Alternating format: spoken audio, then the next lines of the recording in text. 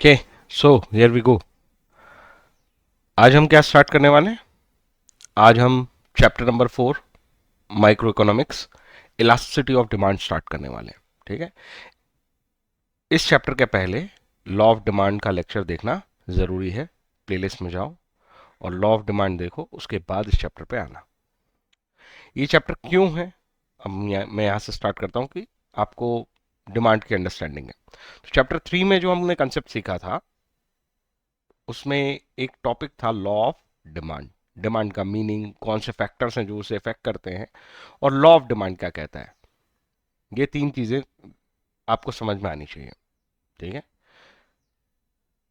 Demand का मतलब था डिजायर, जिसमें एबिलिटी हो कि उस डिजायर को बैक करने के लिए वो उसको एबल टू परचेज भी हो, वांट टू परचेज भी हो, एबिलिटी भी हो और विलिंगनेस भी हो, तब डिमांड बनती है।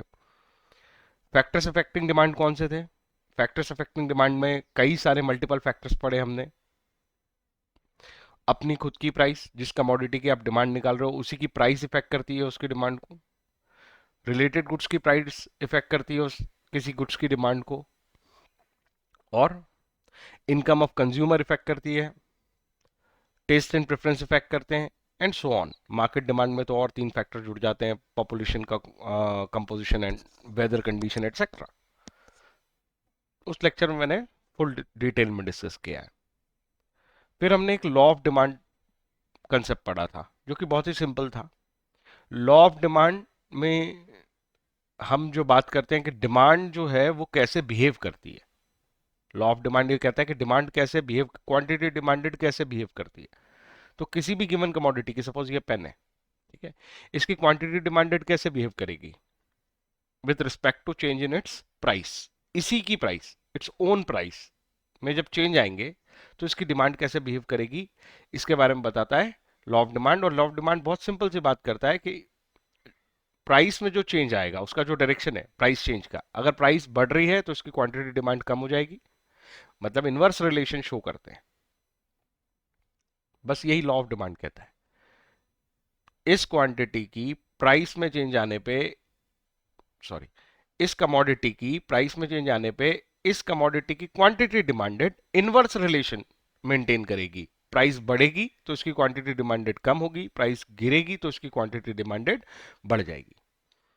सो this is what we have learn in the chapter number 3। यहां एक प्रॉब्लम है। लॉ ऑफ डिमांड डायरेक्शन की बात तो करता है, पर क्या उसने बताया किस मैग्नीट्यूड से इसकी क्वांटिटी डिमांडेड चेंज होगी? मतलब by how much quantity demanded is going to be affected. Say for example, if price is increase by 10%, अगर मैं ये सवाल बोलूं, अब मैंने इसके अंदर, मैंने एक वर्ड होता है सिर्फ इंक्रीज हो रही है, और अब मैं इसमें जोड़ रहा हूं कि इंक्रीज हो रही है 10% से। तो अगर इस कमोडिटी की प्राइस 10% से इंक्रीज हो रही है, तो मुझे बताओ इसकी क्वांटिटी डिमांडेड, ठीक है, प्राइस बढ़ रही है तो वो गिरेगी, लॉ ऑफ डिमांड ने तो बता दिया, बट कितना, by how much? This is the question. We will get answer of this question in this topic. क्या टॉपिक है हमारा? Elasticity of demand. Elasticity word का मतलब होता है रिस्पॉन्सिवनेस। प्राइस में अगर 10% का इंक्रीज है तो क्वांटिटी डिमांड फॉल होगी, बट कितने परसेंट से, मतलब उसका रिस्पॉन्स कितना आएगा। बेसिक समझ में आया? जो डिफरेंस है वो समझ में आया कि हम ये टॉपिक क्यों पढ़ रहे हैं। तो लॉ ऑफ डिमांड ने जहां हमें छोड़ा था उससे एक स्टेप और आगे जा रहे हैं। एक और सवाल का जवाब ये टॉपिक हमें देगा। इकोनॉमिक्स में जब भी किसी कमोडिटी की प्राइस चेंज होती है तो उसकी क्वांटिटी डिमांड चेंज होती है। इन दोनों के बीच में इनवर्स रिलेशन होता है। अब हम ये पढ़ रहे हैं कि अगर अगर प्राइस को हम बढ़ाएंगे से 10% से, तो कितने परसेंट से क्वांटिटी डिमांडेड फॉल हो जाएगी। और एक बात ध्यान रखना, ये लॉ ऑफ डिमांड जो है वो वन वे लॉ है। वन वे लॉ होने का मतलब है प्राइस में चेंज आने का असर क्वांटिटी डिमांडेड पे हमें पता है, ये सिर्फ उसकी ही बात करता है, वाइस वर्सा बात नहीं करता कि क्वांटिटी डिमांड चेंज होने पे। और इसका एक छोटा सा हिंट ही दे रहा हूं क्योंकि मैंने ऑलरेडी बहुत डिटेल में डिस्कस किया है। जब बाजार में भाव बदलता है, से आज एप्पल का भाव चेंज हुआ, तो एज एन इंडिविजुअल मेरी क्वांटिटी डिमांड पर असर आएगा। लेकिन अगर मुझे आज थोड़े एप्पल ज्यादा चाहिए या कम चाहिए, मतलब मैं अपनी क्वांटिटी डिमांड को केवल बढ़ा रहा हूं या कम कर रहा हूं, तो उससे बाजार का भाव नहीं बदल जाता। इसलिए ये लॉ, ये कॉमन सेंस से लॉजिक से समझ में आया, लॉ कहीं नया थोड़ी बन गया। इकोनॉमिक्स जो है वो तो लोगों की साइकोलॉजी को रीड करती है। तो केवल क्योंकि आज मेरी क्वांटिटी डिमांड बढ़ गई है या कम हो गई है, इससे बाजार के भाव नहीं बदलते। पर हां, बाजार के भाव जब बदलते हैं तब मेरी क्वांटिटी डिमांड में चेंज आता है। इस साइकोलॉजी के कारण ही law of demand one way law है। जब मार्केट में प्राइस चेंज होगी तो आपकी क्वांटिटी डिमांड पे असर आएगा। आपके पर्सनल क्वांटिटी डिमांड चेंज कर लेने से प्राइसेस चेंज नहीं होने वाली हैं। So law of demand is a one way law, इसको नहीं भूलना कभी। ठीक है, तो हमेशा स्टार्ट कहां से लेना, चेंज इन प्राइस से। रिस्पॉन्स किस पे आएगा, क्वांटिटी डिमांडेड पे, ये चीज फिक्स है।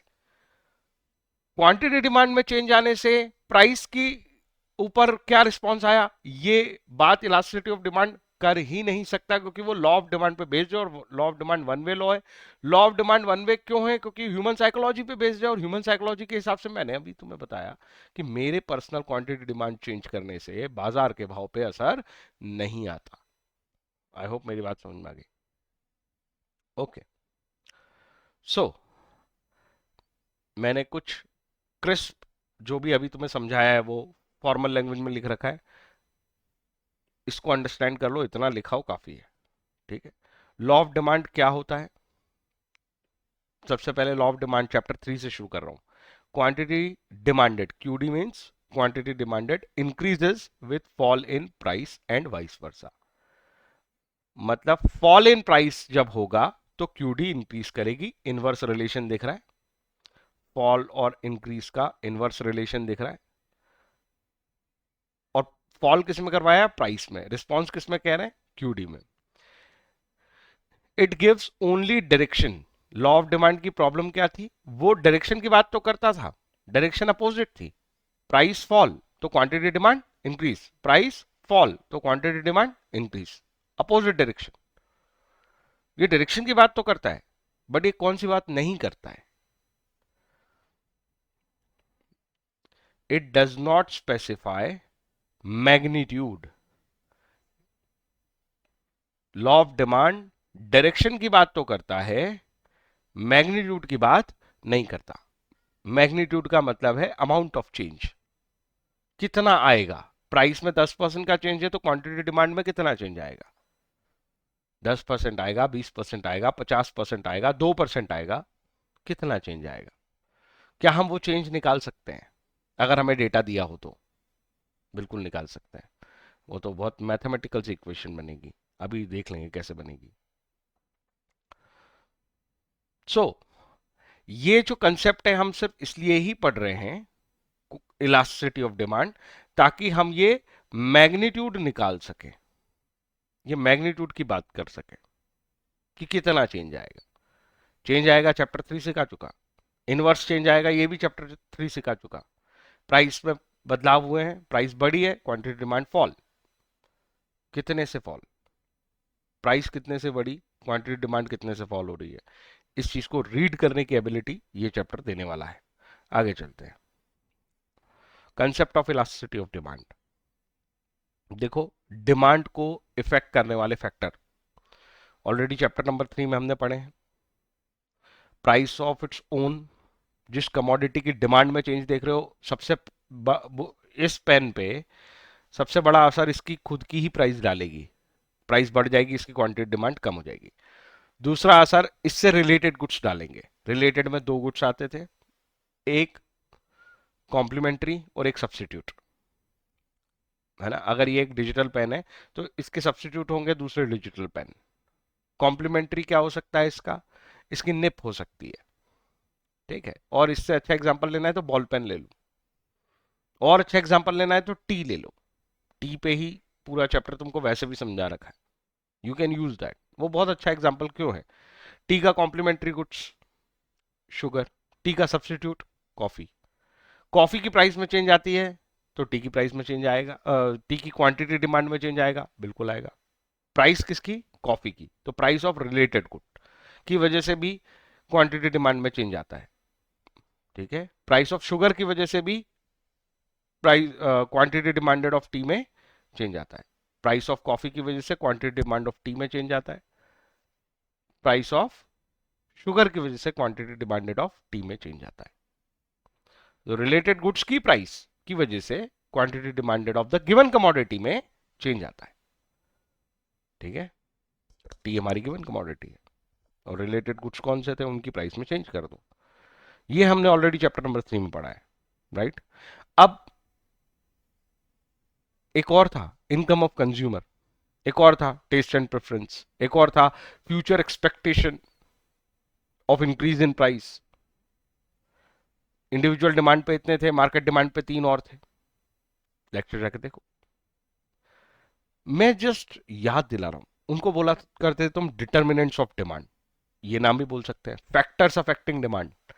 वो सारे फैक्टर्स जो डिमांड को अफेक्ट करते हैं, ये टॉपिक्स भी पढ़े थे, ठीक है ना। तो इस टॉपिक का ही बेस लेके ये चीज आगे चलने वाली है।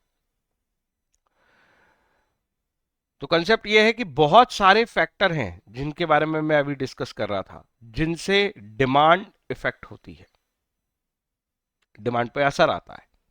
डिमांड या तो बढ़ जाती है या तो डिमांड कम हो जाती है। बहुत सारे ऐसे फैक्टर्स होते हैं जिससे टी की डिमांड बढ़ने वाली है या कम होने वाली है। टी हमारी गिवन कमोडिटी, तो तुम्हें गिवन कमोडिटी बोलूंगा तो अगर एकदम क्लिक नहीं हो रहा है तो मैं बोल रहा हूं टी की डिमांड चेंज होने के बहुत सारे फैक्टर्स हैं। टी की डिमांड जिसकी वजह से बढ़ेगी या टी की डिमांड जिसकी वजह से कम होगी। अपनी खुद की price,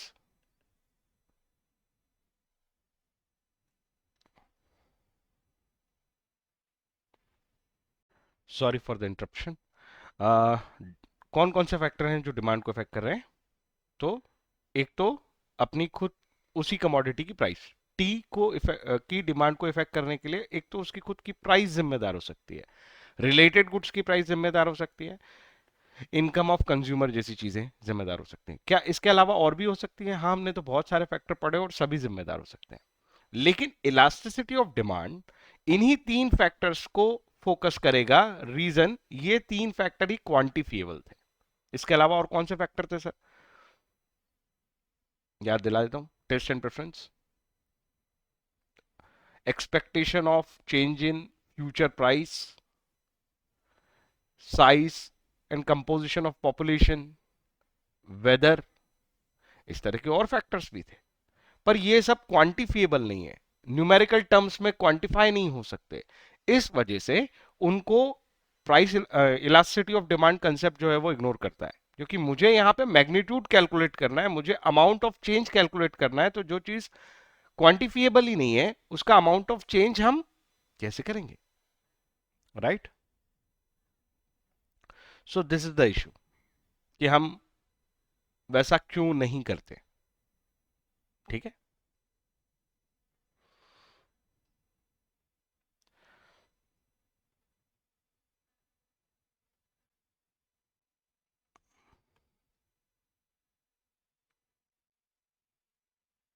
okay, just a second, थोड़ा सा टेक्निकल इशू है। हम्म, एक सेकेंड और दे दो मुझे।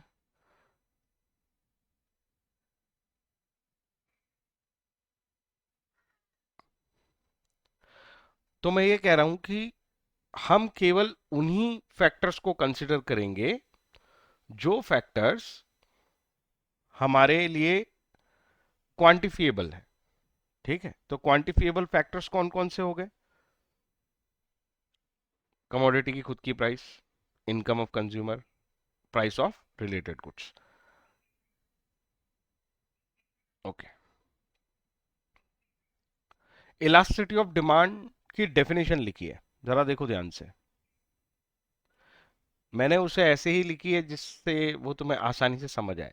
उतने कम शब्दों में क्या लिखिए, percentage change in demand for a commodity with respect to percentage change in the factor affecting it. ये बहुत जनरलाइज करके लिखी है। यहाँ पे मैंने लिखा है percentage change in demand for commodity, मतलब quantity demanded, with respect to, with respect to, mathematically with respect to का मतलब होता है कंपैरिजन, कंपैरिजन का मतलब होता है डिवाइड कर दो। Percentage change in any of the factors affecting it, कोई से भी फैक्टर से डिवाइड कर लो, मतलब अपनी प्राइस से कर लो, इनकम ऑफ कंज्यूमर से कर लो, या प्राइस ऑफ रिलेटेड गुड्स से कर लो। इनमें से किसी भी फैक्टर के साथ आप इसको डिवाइड कर सकते हैं। ठीक है, इनमें से किसी भी फैक्टर के साथ आप इसको डिवाइड कर सकते हैं। सो अगर मैं चाहूं तो यहां पे लिख दूं कि हम डिवाइड करेंगे इट्स ऑन प्राइस, अपनी ही प्राइस से, तो उस इलास्टिसिटी का नाम बन जाएगा, elasticity of demand he concept है, लेकिन उसका नाम बन जाएगा प्राइस इलास्टिसिटी। अगर मैं डिवाइड करता हूं रिलेटेड गुड्स की इलास्टिसिटी से, तो उसका नाम बन जाएगा क्रॉस इलास्टिसिटी। पिछले थर्ड चैप्टर में हमने क्रॉस डिमांड पढ़ा है। क्रॉस डिमांड का मतलब था कि जिसमें हम डिमांड देख रहे थे in comparison to price of related goods, और एक थी इनकम डिमांड। ठीक है ना, तो वहां पे हमने जिन कंसेप्ट पे पढ़ा था वही है। मैं ज्यादा इसके अंदर इसलिए नहीं जाऊंगा क्योंकि ये दोनों टॉपिक सिलेबस में नहीं है। Income elasticity of demand and cross elasticity of demand is not in your syllabus. केवल एक ही है, अपनी ही प्राइस से चेंज देखेंगे हम। तो ये ऊपर वाली डेफिनेशन एनी फैक्टर की जगह पे percentage change in its own price हो जाएगी। So simple. पर कंसेप्चुअली इनकम ऑफ कंज्यूमर के कंपैरिजन में भी प्राइस, इनकम ऑफ कंज्यूमर में चेंज आने पे क्वांटिटी डिमांड में क्या चेंज आता है वो भी देखा जा सकता है। प्राइस ऑफ रिलेटेड गुड्स में चेंज आने पे क्वांटिटी डिमांडेड में क्या चेंज आता है वो भी देखा जा सकता है, और उसको भी इलास्टिसिटी ऑफ डिमांड ही बोलते हैं। उनके नाम होते हैं क्रॉस इलास्टिसिटी और इनकम इलास्टिसिटी, बट वो हमारे सिलेबस में नहीं है, केवल प्राइस इलास्टिसिटी है। इसका मतलब हम क्वांटिटी डिमांड में चेंज देखेंगे with respect to in its own price. बहुत सिंपल डेफिनेशन है, percentage change in demand of the commodity with respect to percentage change in its own price। जिससे कंपेयर करते हैं ना उसको डिनोमिनेटर में रखते हैं, जहां चेंज पहले आया था। तो परसेंटेज चेंज इन प्राइस, और जिसमें चेंज देखते हैं उसको न्यूमरेटर पे रखते हैं, percentage change in quantity demanded. बस यही डेफिनेशन है, यही फॉर्मूला है, इसी से हम परसेंटेज चेंज निकालेंगे और इलास्टिसिटी निकालेंगे। ठीक है, तो परसेंटेज चेंज पहले निकालना पड़ेगा ऑब्वियसली, ये दोनों सॉल्व करने पड़ेंगे, तो हमें क्या पता चल जाएगी, इलास्टिसिटी पता चल जाएगी। और इस इलास्टिसिटी का एक नाम है, क्योंकि इलास्टिसिटी तो क्रॉस भी हो सकती है, इनकम इलास्टिसिटी भी हो सकती है, और प्राइस इलास्टिसिटी भी हो सकती है, क्योंकि हम उसकी खुद की प्राइस के हिसाब से निकाल रहे हैं, इसलिए इसका नाम पड़ेगा price elasticity. Price elasticity of demand, ये शब्द अब बता रहा है कि डिमांड में जो चेंज आया है वो केवल प्राइस, उसकी खुद की प्राइस की वजह से आया है। तो प्राइस में जो परसेंटेज चेंज था उसके रिस्पॉन्स में डिमांड में कितने परसेंटेज चेंज आया है, इसी को बोलते हैं प्राइस इलास्टिसिटी ऑफ डिमांड। और यहीं से हम अपना अगला लेक्चर स्टार्ट करने वाले हैं। ठीक है, यहीं से हम अपना अगला लेक्चर स्टार्ट करेंगे। So that's it for today. इस लेक्चर में इतना ही। आई थिंक बेस समझ में आ गया होगा, तो फिर ये चैप्टर फटाफट हो जाएगा। बहुत सिंपल चैप्टर है, बहुत स्कोरिंग चैप्टर है, न्यूमेरिकल्स आते हैं इसमें से, और पूरे पूरे नंबर मिलते हैं। ठीक है।